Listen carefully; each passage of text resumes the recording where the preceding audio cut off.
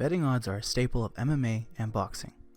Whether you're a baller betting $1 million or just trying to figure out who to pick on verdict, understanding odds and what the numbers mean is key to making good choices and keeping your money. So what do these numbers mean? I'm going to use an example to explain. Let's say fighter 1 has minus 400 odds. This minus means that he's the favorite in this matchup. Fighter 2 is the underdog at plus 300. So this would mean fighter 1 is seen as having a 4 out of 5 chance of winning the fight, and if he wins, those who bet on him will be paid 4 to 1.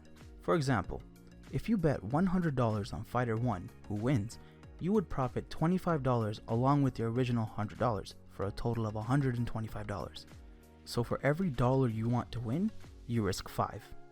Looking at fighter 2 being a plus 300 underdog means he has a 3 out of 4 chance of losing or a 1 in 4 chance of winning. So if you bet $100 on fighter 2 who wins, you profit $300 plus your original $100 for a total of $400. So for every dollar you risk, you can potentially profit 3. Greater risk means greater reward. But wait, if fighter 1 has a 4 out of 5 chance of winning, or 80%, and fighter 2 has a 25% chance of winning, that adds up to 105%. How does that make sense? This discrepancy is due to the odds makers and sportsbooks wanting to make sure that they have the advantage. After all, they are doing this for a profit.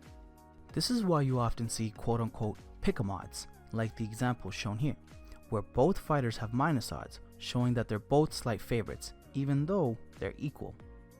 If they were truly equal or true, the odds would be plus 100 for both fighters. By shifting both fighters' odds to a slight minus, the sportsbook can get away with paying less than a 1-to-1 payout, even when the matchup is seen as 1-to-1, and make a profit regardless of who wins. Now that we know all that, how do we use these numbers to evaluate a matchup and place smart bets? This is where the idea of value betting comes in and your underlying knowledge of the sport. What's an example of a value bet? Using our previous example of an underdog, the plus 300 odds have fighter 2 at a 25% chance of winning, or 1 to 4. This is where knowledge of the sport comes in. Let's say by looking into both fighters, you find things that suggest that underdog has a better fighting chance.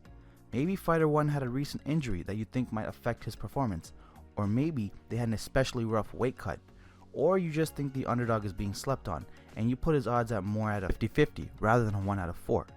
This would be an example of a thought out value bet.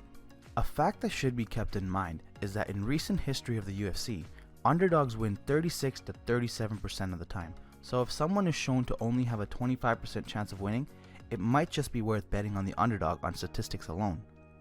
Looking at the favorite, the opposite is true. If you feel that the favorite is the clear choice, then that might be the bet to make. As we mentioned earlier in the video, someone placed $1 million bet on Amanda Nunes to beat Felicia Spencer and profited nearly $167,000. This is a prime example of a fighter where you can be sure of the favorite to win and might want to place large bets even if the payout isn't that big. Of course, upsets do happen and there's nothing ever 100% certain in MMA, but this fight was about as close to certainty as you could get. Spencer posed no knockout threat and Amanda is too good on the ground to worry about a submission threat.